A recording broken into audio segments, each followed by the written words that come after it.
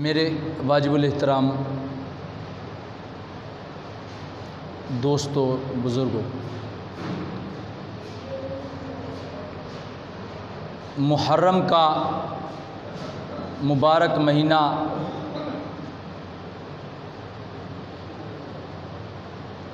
चल रहा है और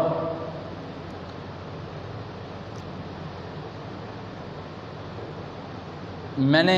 गुज़श्ता जुमा में अर्ज़ किया था कि मुहर्रमुल हराम इस्लामी सन हिजरी का पहला महीना है। इस हवाले से गुज़श्ता जुमा में चंद गुज़ारिशात आपके सामने पेश की थी। आज भी मुहर्रम के हवाले से और मौजूदा दौर में जो मन घड़त बातें, ऐसी बातें जिनका शरीयत से कोई सबूत नहीं मिलता और वो मुसलमानों में आम हो रही हैं, उनके हवाले से चंद बातें अर्ज़ करनी है। सबसे पहली बात तो ये समझनी चाहिए कि 9 और 10 मुहर्रम के हवाले से जो आमाल शरीयत से साबित हैं वो दो हैं। एक 10 मुहर्रमुल हराम का रोज़ा रखना और उसके साथ एक रोज़ा पहले मिला लेना 9 का या 11 का, और दूसरे नंबर पर 10 मुहर्रम के दिन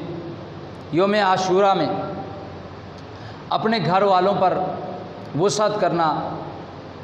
आम मामूल से कुछ ज़्यादा खर्च करना। इस हवाले से तफसीली गुफ्तगू पिछले जुमा में हो चुकी है, लेकिन एक बात जो तवज्जो तलब है वो ये समझने वाली है कि बाज़ रिवायात में आता है कि 10 मुहर्रमुल हराम को ही हज़रत मूसा अलैहिस्सलातु वस्सलाम को अल्लाह पाक ने फ़िरऔन से निजात दी थी। हज़रत मूसा अलैहिस्सलाम और उनकी जो कौम थी, जो उनके मुत्तबईन थे और जो उनके फरमाबरदार उम्मती थे, उनको अल्लाह पाक ने फ़िरऔन से निजात दी 10 मुहर्रमुल हराम के दिन।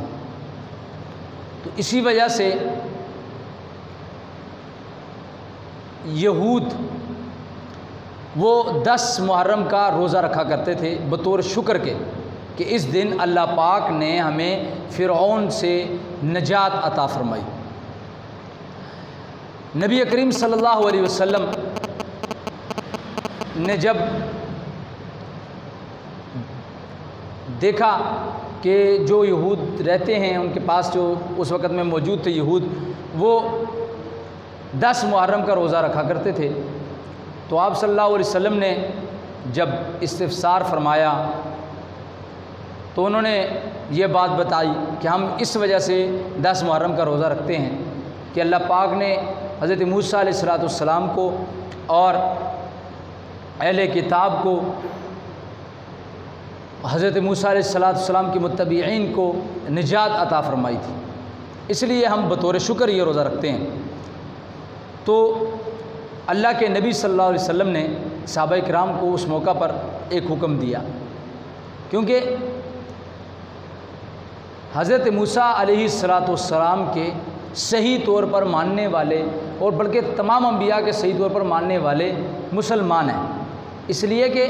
पहले जो पैगंबर आते थे उनकी शरीयत एक वक़्त के लिए थी, एक ख़ास मकाम पर थी, हत्ता कि बाज़ औक़ात एक वक़्त में कई पैगंबर होते थे। एक मुल्क में एक पैगंबर की शरीयत है, दूसरे मुल्क में दूसरे पैगंबर की शरीयत है। ऐसा वक्त आया हज़रत मूसा अलैहिस्सलाम के दौर में ही, हज़रत शुएब अलैहिस्सलाम जो कि हज़रत मूसा अलैहिस्सलाम के ससुर भी हैं, वो भी पैगंबर हैं, और हज़रत मूसा अलैहिस्सलाम भी पैगंबर हैं। वो अलग जगह पर हैं, ये अलग जगह पर है। लेकिन जैसे ही पैगंबर इस दुनिया से रुखसत हो जाते थे, उनकी शरीयत ख़त्म, नया पैगंबर आ गया, नई शरीयत शुरू। अब पहले वालों के लिए, सब के लिए क्या हुक्म था कि इस नए पैगंबर पर ईमान लाना है। इसी तरह जब हमारे नबी हज़रत मोहम्मद मुस्तफ़ा सल्लल्लाहु अलैहि वसल्लम तशरीफ़ लाए तो उस वक़्त जो अहले किताब मौजूद थे उनको ये हुक्म हुआ, ये हुक्म उनके लिए नाजिल हो गया कि तुम नबी सल्लल्लाहु अलैहि वसल्लम पर ईमान ले आओ। और नबी सल्लल्लाहु अलैहि वसल्लम की निशानियाँ अल्लाह पाक ने तौरात में, इंजील में, ज़बूर में बयान फरमाई। ख़ुद कुरान पाक में आता है, यारिफूनहु कमा यारिफून अबनाअहुम। अहले किताब नबी सल्लल्लाहु अलैहि वसल्लम को ऐसे जानते थे जैसे वो अपनी औलाद को जानते हैं। यानी अल्लाह पाक ने उनकी निशानियाँ पहली किताबों में बयान कर दी थी कि वो नबी सल्लल्लाहु अलैहि वसल्लम ऐसे होंगे। लेकिन जब नबी सल्लल्लाहु अलैहि वसल्लम ने उनको इस्लाम की दावत दी तो उन्होंने इस्लाम को मानने से इनकार कर दिया। किस बात पर? कि ये हमारी कौम में क्यों नहीं पैदा हुए, ये नबी हमारी कौम में क्यों पैदा नहीं हुए। और कुरान का फैसला है कि वो बिल्कुल 100% उनको पता था कि ये वाकई अल्लाह के पैगंबर हैं, अल्लाह के सच्चे पैगंबर हैं, लेकिन नहीं माना। तो वो जो नाम लेवा रहे हज़रत मूसा अलैहिस्सलाम के, वो सच्चे नाम लेवा नहीं रहे, क्योंकि जो सच्चा नाम लेवा था उसका काम क्या बनता था कि नबी सल्लल्लाहु अलैहि वसल्लम पर ईमान लाए। बहरहाल ये मैंने ज़िम्नन एक समझाने के लिए बात अर्ज़ कर दी। तो नबी सल्लल्लाहु अलैहि वसल्लम ने सहाबा को हुक्म दिया कि ये जो यहूदी हैं ये तो झूठे नाम लेवा हैं हज़रत मूसा अलैहिस्सलाम के, ये तो उनकी तालीमात पर अमल नहीं करते, तो हम तो सही माना में तमाम पैगंबरों को मानने वाले, तो हम सही माना में जैसे अल्लाह ने हुक्म दिया है तो रोज़ा वो रखा करते थे तो हम भी रोज़ा रखेंगे, लेकिन थोड़े से फ़र्क के साथ। वो थोड़ा सा फ़र्क क्या होगा? वो थोड़ा सा फ़र्क ये है कि वो लोग सिर्फ 10 का रोज़ा रखते थे, तुम लोग एक दिन उससे पहले भी रख लो या एक दिन उससे बाद रख लो, एक दिन का इजाफा साथ कर लो। अब सोचने की बात है, ये क्यों दिया, ये हुक्म क्यों दिया? ये इसलिए दिया कि उनके साथ मुशाबियत ना हो, उनकी और तुम्हारी मुशाबियत ना हो। अब यहाँ पर एक बात समझने वाली है, देखें अल्लाह पाक ने नबी सल्लल्लाहु अलैहि वसल्लम ने सहाबा इकराम को कुफ़ार की मुशाबियत से बचने का हुक्म दिया, लेकिन एक बात ज़हन में आती है, रोज़ा रखना सवाब का काम है ना, कोई गुनाह का काम तो नहीं है, सवाब का काम है और एक शरीयत से साबित अमल है। नबी सल्लल्लाहु अलैहि वसल्लम भी ये रोज़ा रखा करते थे, एक अच्छा काम है, रोज़ा रखे तो सवाब है 10 मुहर्रम को। लेकिन नबी सल्लल्लाहु अलैहि वसल्लम मना फरमा रहे हैं कि उनकी मुशाबियत ना करो, वो एक रखते हैं तुम एक ना रखो, 2 रखो। क्या बात है, हालांकि काम नेक है, कोई गुनाह का काम नहीं है। ये नहीं कहा कि भाई यहूदी और काफिर, दूसरे काफिर जो हैं वो गाना बाजा करते हैं, तुम गाना बाजा उनकी मुशाबियत की वजह से न करो। ये अगर हुक्म है तो ये है कि वो तो गलत काम है, लेकिन यहाँ तो नेक काम है और नबी सल्लल्लाहु अलैहि वसल्लम ने नेक काम में उनकी मुशाबियत से मना किया। गुनाह की मुशाबियत तो समझ आती है, लेकिन नबी सल्लल्लाहु अलैहि वसल्लम ने नेक काम में भी उनकी मुशाबियत से मना किया। क्यों? इसलिए कि अगर उनकी मुशाबियत करेंगे तो लोग ये समझेंगे कि वो सच्चे दीन पर चल रहे हैं, इसीलिए तो मुसलमान उनकी मुताबिक चल रहे हैं, उनके पीछे चल रहे हैं, उनकी पैरवी कर रहे हैं। इसलिए नबी सल्लल्लाहु अलैहि वसल्लम ने यह हुक्म दे दिया कि उनकी मुशाबियत इख्तियार न करो, बल्कि वो 10 का रखते हैं, तुम एक दिन उसके साथ बढ़ा लो। अब और दूसरी जगह पर नबी सल्लल्लाहु अलैहि वसल्लम ने फरमाया, मन तशब्बह बिक़ौमिन फ़हुव मिनहुम, जिस आदमी ने जिस कौम की मुशाबियत इख्तियार की वो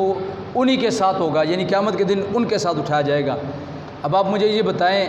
एक नेक काम में कुफ़ार की मुशाबियत से अल्लाह के नबी ने मना किया, तो अगर हम एक गलत काम, एक नाजायज़ काम में काफिरों की मुशाबियत इख्तियार करें तो फिर कितना सख्त गुनाह होगा। जैसे नाजायज़ काम में मुशाबियत क्या है? तंग लिबास पहनना, ऐसा लिबास पहनना कि जिससे इंसान का बार का लिबास है। तो एक नेक काम में अगर कुफार की मुशाबियत जायज़ नहीं है तो गलत काम में मुशाबियत जायज़ हो सकती? कभी नहीं। गलत काम तो वैसे ही गलत है और मुशाबियत करके हम अपने लिए एक और गुनाह बना रहे हैं। इसी तरह मूँछों को बढ़ाना और दाढ़ी मंडवाना, बिल्कुल क्लीन शेव करवाना, ये यहूद और नसारा का काम है। आज भी मौजूदा दौर में आप देख लें, जो यहूद हैं वो दाढ़ी नहीं रखते, मूंछें बड़ी रखते हैं। अल्लाह के नबी ने हमें काफिरों की मुशाबियत से मना किया और हमें हुक्म दिया कि तुम नेकी वाले काम करो। तो मैंने अर्ज़ किया कि एक नेकी के काम में भी उनकी मुशाबियत से मना किया कि बिल्कुल जिस तरह वो कर रहे हैं उस तरह ना करो, बल्कि उनसे अलहदा तौर पर नेकी का काम करो। तो गलत काम में कैसे मुशाबियत जायज़ होगी? आज हम लोग,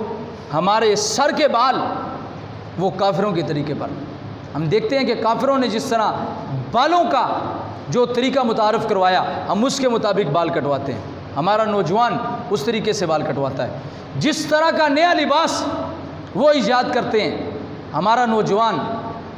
उसी पर चल पड़ता है और उसी तरह का लिबास बना लेता है। जिस तरह के गलत काम वो करते हैं, हमारा नौजवान उस गलत काम पर चल पड़ता है। जिस तरह की वो शक्ल बनाते हैं, हमारे नौजवान उस शक्ल पर चल पड़ते हैं। तो आप मुझे बताएं कि हम किसकी पैरवी कर रहे हैं? हम किसकी पैरवी कर रहे हैं? हम नाम लेवा किसके हैं? हम अपने आप को मुसलमान किस मुंह से कहते हैं कि हम हर काम में मुशाबियत काफिरों की इख्तियार करें? इसलिए मेरे भाइयों, आज की जो मैंने ये बात की, इसका सबसे पहली बात का खुलासा ये है कि हमने शरीयत को अपनाना है और काफिरों के तरीक़ों को छोड़कर नबी सल्लल्लाहु अलैहि वसल्लम के तरीक़ों को अपनाना है। मौजूदा दौर में ये बात बड़ी समझने की है, हम इस चीज़ को नहीं समझते। हम कहते हैं कि एक जिस चीज़ को हमारा दिल कह दे कि ये ठीक है तो ये ठीक है, और जिस चीज़ को दिल कह के ये ठीक नहीं है तो हम कहते हैं ये ठीक नहीं है। हालांकि शरीयत ने जिस चीज़ को ठीक कहा, हमारे ज़हन के मुताबिक वो समझ आए या ना आए वो ठीक है। जिस चीज़ को शरीयत ने गलत कहा वो गलत है। इसलिए अल्लाह ने कुरान में फरमाया, असा अन तकरहू शैआ व हुवा खैरुल लकुम। हो सकता है कि कोई ऐसी चीज़ हो जो तुम्हें बुरी लग रही हो, तुम्हारे नज़दीक अजीब हो, अल्लाह ने उसका हुक्म दिया हो, वो तुम्हारे लिए बेहतर हो। इसलिए हमें शरीयत के मुताबिक चलना चाहिए। अब देखिए हम क्या कहते हैं? हम कहते हैं एक तरफ शरीयत है और एक तरफ ये जो काफिरों की मुशाबियत के लिहाज से एक चीज़ और मैं बड़ी अर्ज़ कर दूं, वो है शरीयत को छोड़कर अपनी ख़ानदानी रवाजों को अपनाना। ख़ानदानी रवाज अपनाने चाहिए, लेकिन वो रवाज जो कि शरीयत के मुताबिक है। अगर हमारा कोई रवाज शरीयत के मुखालिफ हो तो फिर हम उस रवाज को पीछे छोड़ेंगे, शरीयत को अपनाएंगे। अब आप देखिए, हम बहुत से ऐसे काम हम कर सकते हैं, लेकिन हम किस वजह से नहीं करते? रवाज की वजह से। जैसे हमने किसी के साथ ज़्यादती की, अब शरीयत का क्या हुक्म है कि इससे माफ़ी मांग लो, माफ़ी मांग लो। लेकिन हम अपने रवाज को देखते, हम कहते हैं अगर मैंने इससे माफ़ी मांग ली तो मुझे तो लोग बेगैरत कहेंगे, तो फिर हम उस एक रस्मी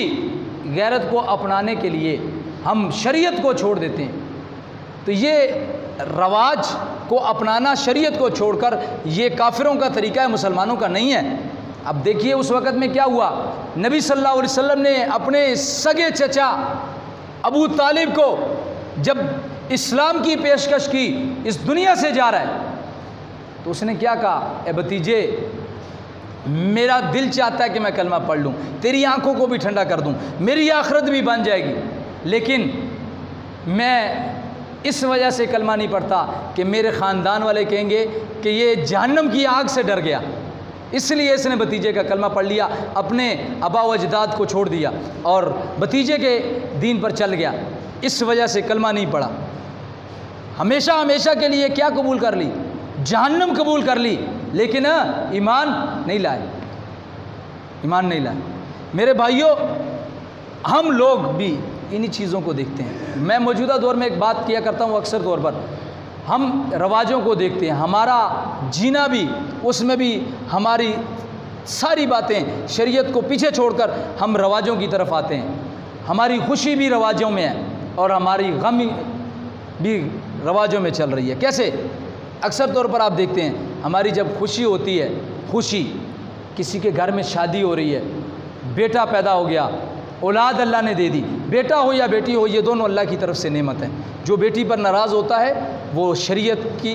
पैरवी नहीं कर रहा, वो नबी की सुन्नत की खिलाफ वर्जी कर रहा है। इस पर बहरहाल अभी वक्त नहीं है कि मैं इस तरफ जाऊँ, मैं बात की तरफ आ रहा हूँ। अब हमारी खुशी हो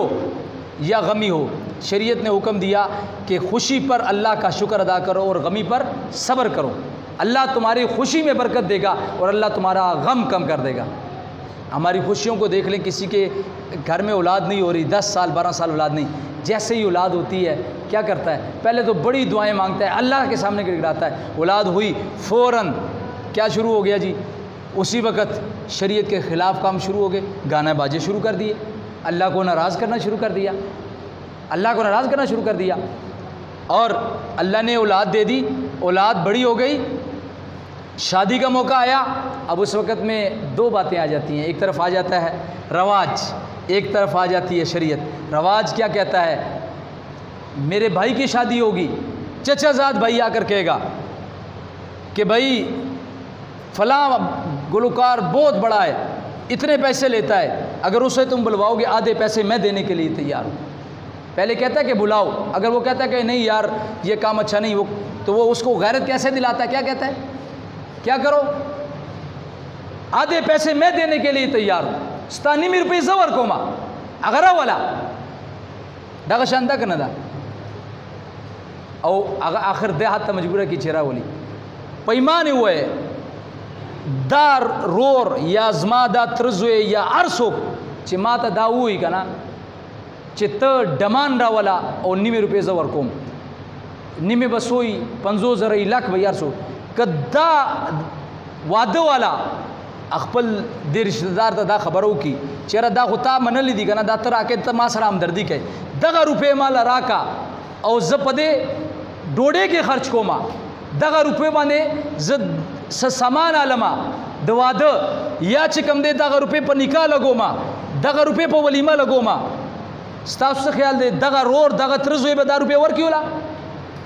इसका लबम वरन की नु पता दाव लगे दा चिद्दा बगैर तोब लबारा दा डम तोब लबारा जमा रिश्तेदार दे दाजमा हमदर्द न दे चिद्दा चरता जमा हमदर्द वे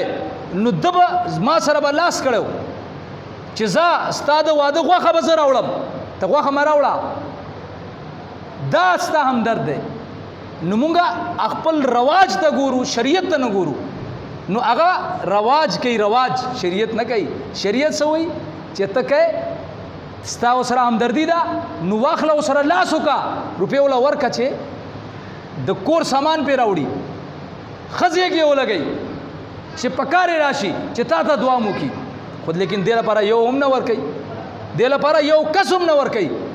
ओ चे बदुला पारा शीनो आगवी चे सईदा ते मक्के शज़द सर तैयार वले दाद शैतान अमली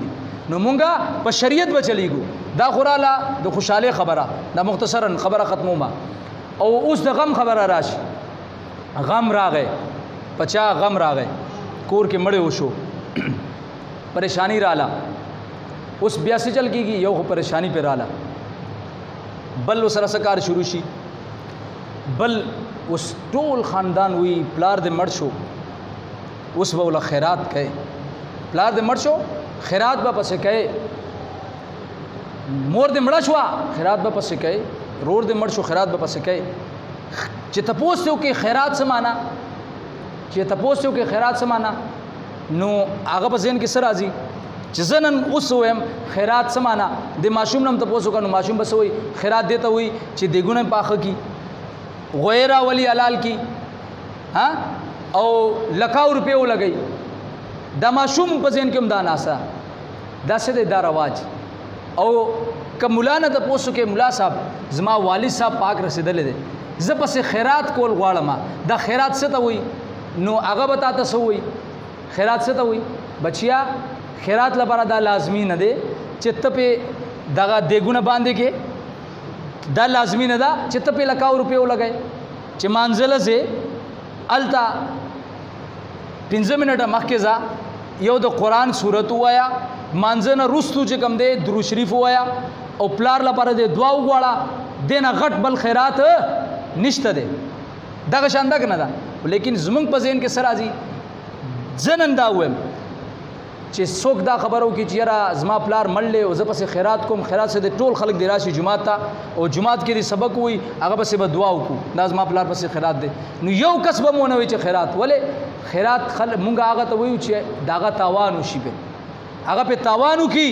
هغه پې روپۍ ولګوي هغه پې دا وکړي دا څه شی دی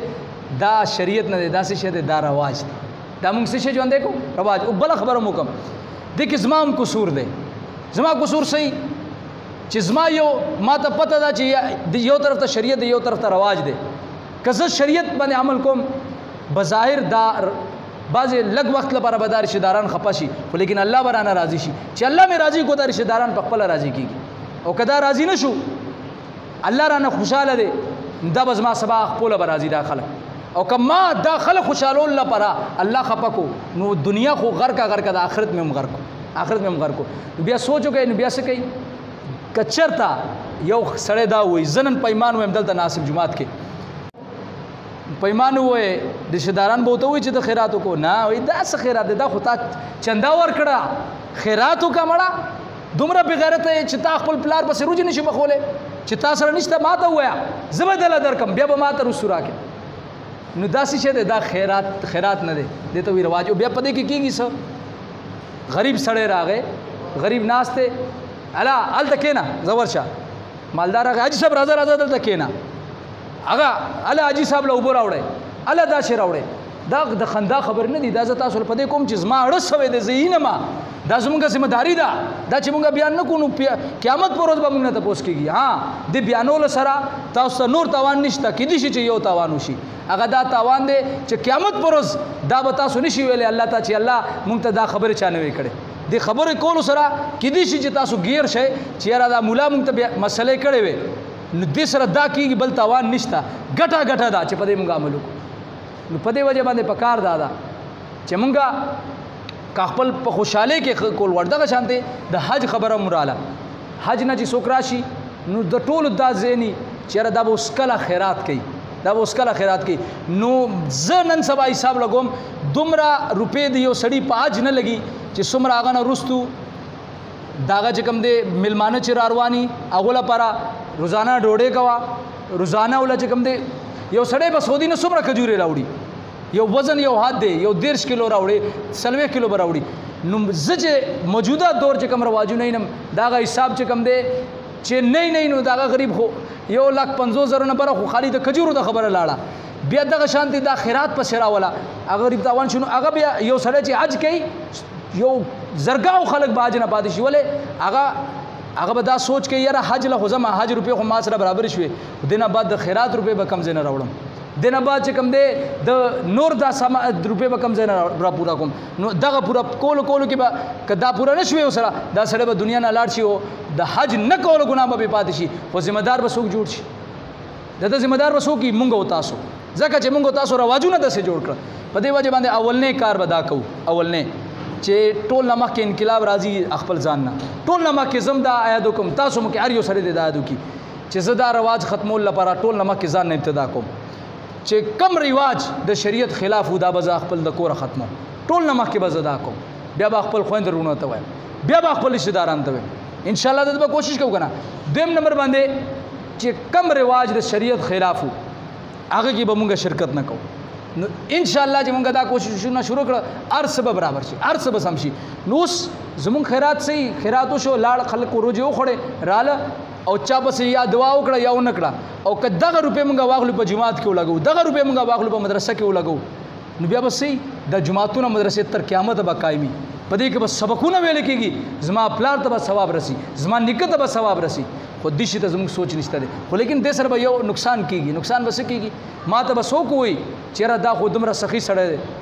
ما ته به څوک څه نه وایي ولې چې دا به موږ روپۍ ورکوو چاله مولا به مدرسه لګوي ملا زیات نه زیات به څه وکړي په جمعه کې به دعا وکړي چېرې دا فلان کې حاجي صاحب دا روپۍ ورکړې وي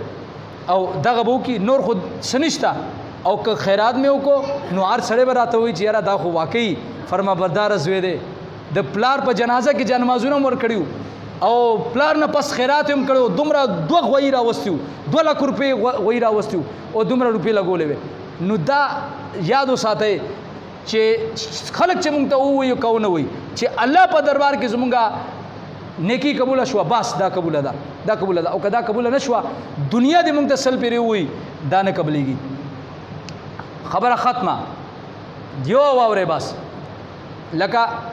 یو ورځ دا یو څو ورځې مخکې یو خبره کېده یو سړي ووې د حج باره کې خبره ولګېده نو هغه ووې چې فلانکې سړی چې دی ما نوم واغست ما حاجي صاحب وی هغه هو حاجي نه دی دا یو رواج لپاره ویم ما واورېده دا زموږ حق دی زه د چا نوم نه اخلم زه دې لپاره ویم چې مونږ یو عیب وینو نو مونږ به دا خلکو ته تاسو ته به دا وایي چې یاره دا غلطه خبره دا به سموئ هغه وایي چې هغه هو حاجي نه دی هغه ته خلک حاجي نه وایي ما ولې وی هغه خو دې ځینه سعودي د مزدورۍ لپاره تللی